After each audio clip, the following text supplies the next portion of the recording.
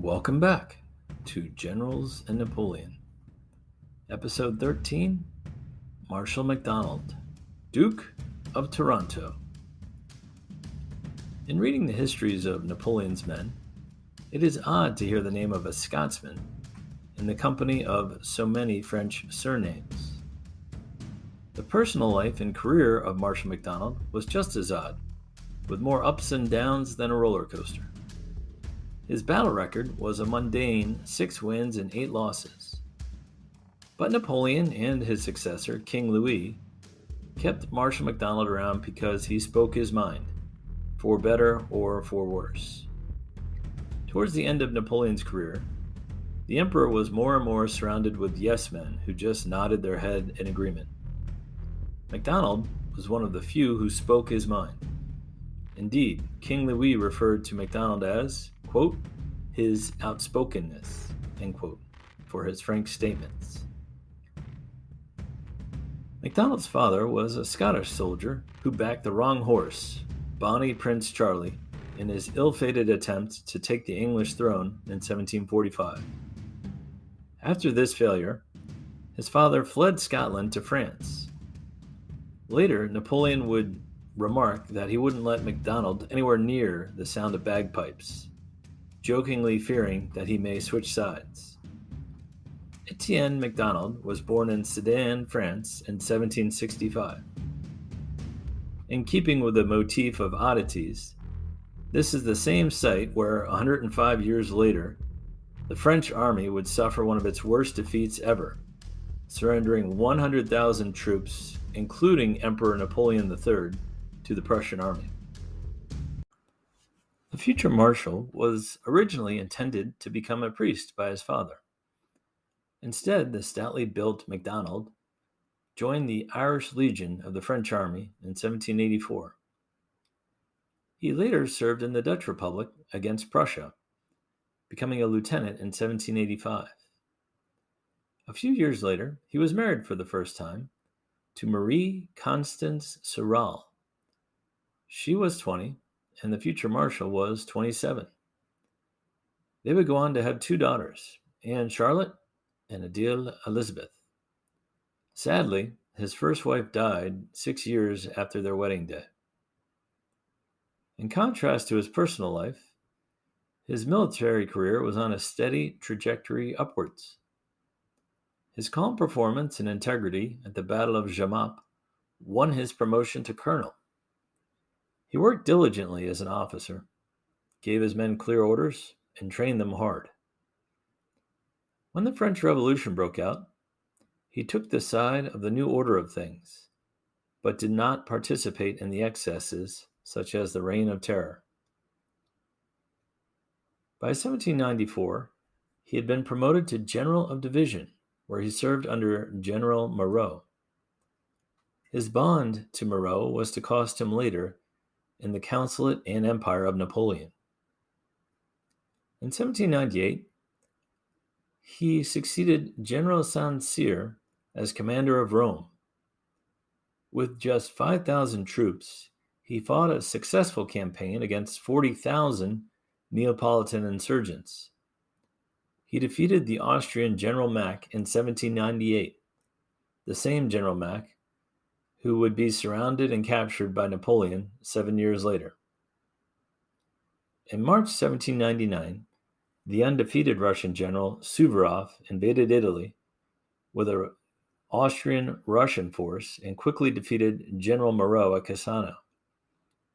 With Napoleon and the elite of the French army away in Egypt, the Allied forces in Europe attempted to reconquer their former Italian holdings. In an effort to help his friend Moreau, Macdonald rashly attacked Suvorov and was thrashed at the 3-day Battle of Trebia. Macdonald suffered 16,000 casualties versus only 5,000 for the opposing forces. On his return to Paris, he assisted Napoleon's coup d'etat by controlling Versailles and the approaches to Paris. He was rewarded with an independent command during the Marengo campaign in 1800. As Napoleon was making his celebrated main thrust over the Alps to fall upon the Austrians, General Macdonald took a smaller force through a different pass near Lake Como. To trek through Switzerland and Italy is an impressive feat, especially during the dead of winter. However, Macdonald lost several hundred men due to avalanches. One of Macdonald's staff, Count Dumas, marveled at his efficiency in this enterprise, saying, quote, "Prompt resolution, much boldness, and perseverance under the most trying circumstances are the principal traits of which General Macdonald manifested in this campaign." End quote. In 1802, the Marshal married for a second time to Félicité de Montholon, who was the widow of General Joubert, who was killed in battle. This was to be another unlucky union for Macdonald. She gave birth, Macdonald's third daughter, in 1803. Tragically, his new bride died a year later at the young age of 24. Around this time, he was appointed as ambassador to Denmark, but his direct manner and brutal honesty didn't suit a career as a diplomat. He was later recalled and cast under a cloud of suspicion after his friend and former commander Moreau was implicated in assassination attempts against Napoleon. It was also during this time that Macdonald began a long, not-so-secret romantic affair with Napoleon's sister, Pauline. This isn't a good way to ingratiate yourself to your emperor. For a number of reasons, including the last one, Macdonald was not included in the original 1804 list of marshals of the empire. He retired to his estate and resigned himself to an early retirement, knowing that he was being watched by Napoleon's secret police. The most difficult part was seeing the success of the Grande Armee across the continent, to which Macdonald said, quote, "My military ardor blazed up at the accounts of every fresh victory," end quote. But in 1809, Napoleon called up the old veteran from the bench. There was a serious shortage of experienced commanders to govern the wide spread of French armies stationed in Spain, Poland, Germany, and Italy. With only one day of notice, Macdonald's talents were needed in Italy as a military advisor and tutor to Napoleon's stepson, Prince Eugene. Prince Eugene was Viceroy of Italy and had suffered a recent defeat against the Austrians. As one French historian stated on Eugene's new advisor, quote, "Macdonald, one of the most intrepid men that has ever graced our army, was received with confidence by the soldiers. Prince Eugene, as modest as he was discreet, never failed to consult him on all important occasions, and always had reason to be satisfied with his counsels." End quote. Want to make a podcast? Spotify's got a platform that lets you make one super easily, then distribute it everywhere, and even earn money, all in one place for free. It's called Spotify for Podcasters, and here's how it works. Spotify for Podcasters lets you record and edit podcasts right from your phone or computer. So no matter what your setup is like, you can start creating today. Then you can distribute your podcast to Spotify and everywhere else podcasts are heard. Video podcasts are also available. With Spotify for Podcasters, you can earn money in a variety of ways, including ads and podcast subscriptions. And best of all, it's totally free with no catch. Ever since I discovered Spotify for Podcasters, I've really enjoyed the ease of use and the distribution ability of this platform. Together, the two men were a powerful combination against the Austrians in Italy. At the Battle of Piave River and the Battle of Raab, Eugene won large battles against the Austrians, with Macdonald instilling order and discipline in his troops. The two would also make a decisive effort at the epic Battle of Wagram. In July of 1809, Napoleon called in all reinforcements in the struggle against Austria. After suffering his first setback in a decade at the Battle of Aspern-Essling, Napoleon needed Macdonald and Eugene on the scene to fight against Austria's best general, Archduke Charles. It was going to be a heavyweight fight, 155,000 of Napoleon's troops versus 142,000 soldiers under Archduke Charles. At the second day of the battle, when the emperor learned that his left wing was being driven in by the Austrians, he ordered Macdonald and Eugene's troops to counterattack the enemy's center. Macdonald deployed his men as if on parade drill, 8 battalions marching in the front line. Behind them, he positioned the remaining 15 battalions in 2 solid columns along the sides, and closed the rear of this immense hollow rectangle of infantry with General Nansuti's cavalry. Covered by the fire of 100 guns, he hurled this large body of 8,000 troops against the Austrians.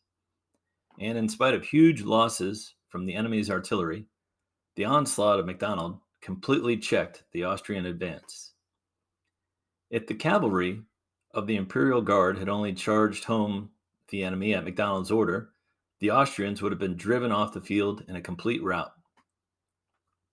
Commanding the Guard cavalry was General Walther, who was only authorized to attack at the command of 2 people, Napoleon and Marshal Bessier. Wagram was a massive battlefield, and the emperor could not be found. Marshal Bessier was wounded earlier in a cavalry charge and carried away from the field, so the critical moment for a rout slipped away. The Austrians were able to retreat in good order. A furious Macdonald reprimanded General Walther, saying, quote, "Why in the world didn't you charge the enemy when the decisive moment came?" End quote. Although unsupported, Macdonald's column continued putting a large dent into the Austrian lines, taking thousands of prisoners and 10 cannons. Napoleon saw Macdonald's success from afar, exclaiming to his staff, quote, "What a brave man," end quote. For its efforts, Macdonald's corps suffered heavy casualties, with only 1,500 able-bodied men remaining of the original 8,000. On the next morning, the hero of Wagram was tracked down by the emperor. Napoleon embraced him and said, quote, "You have behaved valiantly and have rendered me the greatest services throughout the entire campaign. On the battlefield of your glory, where I owe you so large a share of yesterday's success, I make you a Marshal of France. You have long deserved it." End quote. Napoleon went on to say, "Let us be friends." To which the new marshal replied, quote, "Yes, till death." End quote. After years of disgrace, for him to become the man of the hour after the victory at Wagram fits perfectly with his odd career. It's almost like Robert Redford in the movie The Natural, coming off the bench as a middle-aged baseball player and hitting a legendary home run to seal the victory. A month after Wagram, Macdonald was made Duke of Taranto and given an annual pension of 60,000 francs per year. Taranto is a town on the heel of Italy. In 1810, he was sent to Spain to relieve Marshal Augereau of command. Despised by Macdonald, the famously greedy Augereau had been ruling the province with extreme violence and mass hangings to avenge any attack on French forces. Catalonian patriots had even crossed the border into France and attacked a small town there. Marshal Macdonald tried a different tact, composed of conciliatory measures and fostering goodwill toward the inhabitants. In doing this, he also avoided the unnecessary bloodletting of his troops in large battles. He did win a battle at Cervera and captured the fortress of Figueras, but failed to pacify the province of Catalonia. He later fell ill with gout and was recalled to Paris after 16 months in country. This was fine with Macdonald, who believed there was no honor to be won in Spain. Oddly enough, Macdonald's successor was General Suchet, who would win his marshal's baton in the same area of Spain that Macdonald had failed.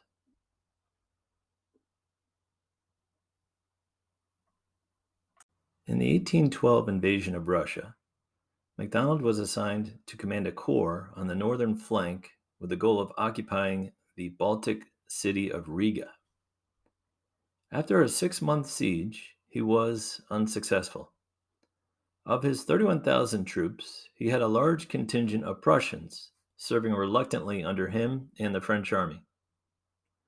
During the retreat back from Russia, the Prussian troops under General York made a separate armistice with the Russians. Macdonald was aghast, calling this, quote, an act of treachery unparalleled in history, end quote. Napoleon received Macdonald coldly after this event, believing the Prussians deserted Macdonald because he treated them badly. This was not the case. Macdonald's Polish and Westphalian troops still served him loyally. Regardless, Napoleon kept Macdonald employed at the front lines. During the following year of 1813, Macdonald was consistently inconsistent. He got some payback against the Prussians, defeating General York at Merseburg. He also performed well in the battles of Lutzen and Bautzen under Napoleon's watchful eye. However, when the emperor left him in command to check the Prussian General Blücher, disaster struck. While Napoleon hurried off to secure a win at Dresden, Macdonald was his own worst enemy. In August of 1813, Macdonald made an aggressive move to cross the Katzbach River and attack the Prussians under Blücher's command. It was to be a terrible decision. He attempted a combined arms frontal attack to dislodge the Prussians. Unfortunately, the rain came down in buckets, and the French cannons became embedded in the mud. The infantry could not fire their muskets, and the cavalry could not charge their horses. The Prussians launched a devastating bayonet charge, and a sloppy retreat alone saved the French army from annihilation. Macdonald lost 12,000 men killed, with many of them drowning in the river to escape, and another 15,000 were captured. Later, in 1813, Macdonald fought in the massive Battle of Nations at Leipzig. He performed well early in the battle, but on the third day, disaster struck. In the midst of the action, Macdonald was deserted by all the Hessian troops under his command. Accordingly, the Marshal retreated with the remnants of his corps to the Ulster River, only to find the bridge had been blown prematurely. He was determined not to become a prisoner in the hands of the enemy, so he jumped into the river on his horse. He was more fortunate, however, than Prince Poniatowski, as Macdonald managed to safely cross the river. Once across, he heard the terrible cries from his drowning troops, quote, "Marshal, save your soldiers, save your children," end quote. As Macdonald wrote in his memoirs, those words were to echo in his ears and traumatize him forever. But there was nothing that could be done, and many of his soldiers drowned in the river. Leipzig cost Napoleon almost 70,000 soldiers. The battle was so deadly that the town officials were still burying bodies 1 year later. After the battle, Macdonald helped the emperor and the army regain its composure and brush aside a Bavarian force under General Reed that tried to cut off the retreating army. In 1814, Macdonald continued his stalwart service to the emperor, but kept delivering his frank opinions on the deteriorating situation, which shocked Napoleon's staff that anyone would dare speak his mind like that. Finally, at Fontainebleau, after the Allied armies had entered Paris, Macdonald and Marshal Ney insisted that the emperor abdicate to save the army and France. Macdonald saying, quote, "We have decided to make an end of this," end quote. Marshal Ney added, "The army will not march," end quote. Napoleon hesitated and then responded, quote, "The army will obey me," end quote. To which Marshal Ney replied, quote, "The army will obey its chiefs," end quote. At this point, Napoleon saw the marshals were united in their defiance and agreed to step down from his throne. Macdonald, Ney, and General Caulaincourt helped negotiate the final surrender. After the agreement was signed, Macdonald met with Napoleon for the last time. The Marshal was presented with the sword of Murad Bey that Napoleon had won in Egypt. The two men embraced, and Napoleon stated, quote, "I have loaded with favors many others who have now deserted and abandoned me. You, who owe me nothing, have remained faithful, and I appreciate your loyalty too late. I sincerely regret that I am now in a position in which I can only provide my gratitude by words." End quote. As King Louis XVIII returned, Macdonald swore loyalty to him. Even when Napoleon escaped from Elba, he kept his oath to the king. He even tried to set up troops to stop Napoleon's return to Paris. But once he heard the overwhelming sound of "Vive l'Empereur" in town after town, Macdonald beat a hasty retreat with the king across the border to the safety of Belgium. After Napoleon's final defeat at Waterloo, the king ordered Macdonald to oversee the disbanding of the imperial army. No better man could have been assigned this difficult task. It required a delicate but firm hand to send home these proud soldiers who conquered every capital from Lisbon to Moscow. He summoned all officers and generals on the proscribed list that were wanted by the king's royalist followers. Penalties for treason included court-martials, imprisonment, and in some cases, death. Macdonald told all on the list to make themselves scarce in countries abroad. When the king's police arrived in the camp to arrest the proscribed, he locked the royal deputies up all night, alleging that it was to protect them from the infuriated soldiers.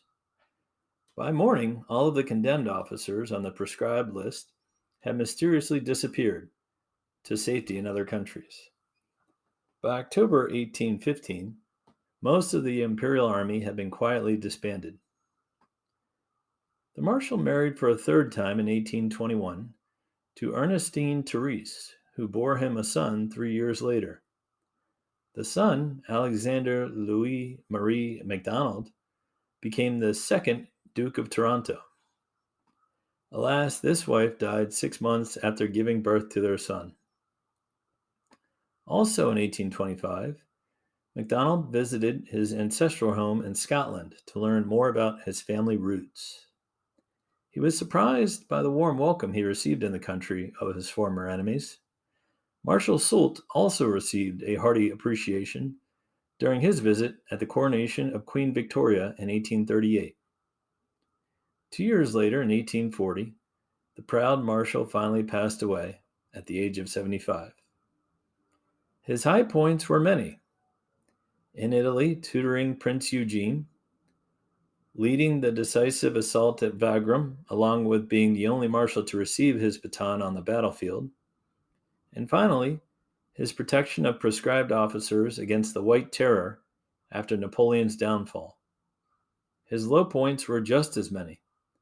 His loss at Trebia against Suvorov, 5 years of disgrace, his loss against Blücher at Katzbach, losing so many men to drowning in the Ulster River after Leipzig, and his failure to stop Napoleon from reclaiming the throne.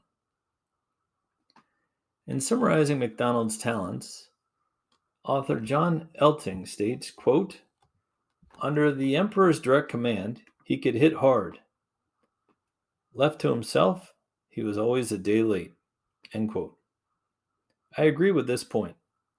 It is one thing to attack the enemy, but it is quite another to attack at just the right moment. Some marshals, like Murat and Massena, had an innate sense of when to launch a cavalry or infantry attack. Others, like Davout or Lannes, learned when to attack over time. Napoleon said of Macdonald, quote, "Macdonald was good and brave, but unlucky." End quote.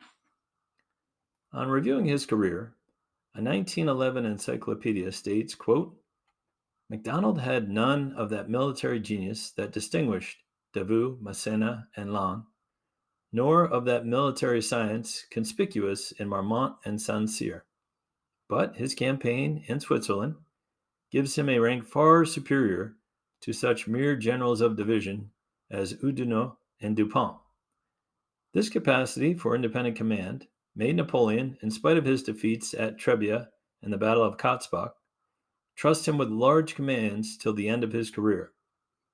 As a man, his character cannot be spoken of too highly.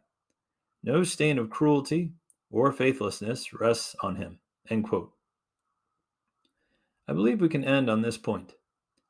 Join us next time when we lean into one of the most controversial commanders of the Waterloo campaign, Marshal Grouchy. Thanks for listening.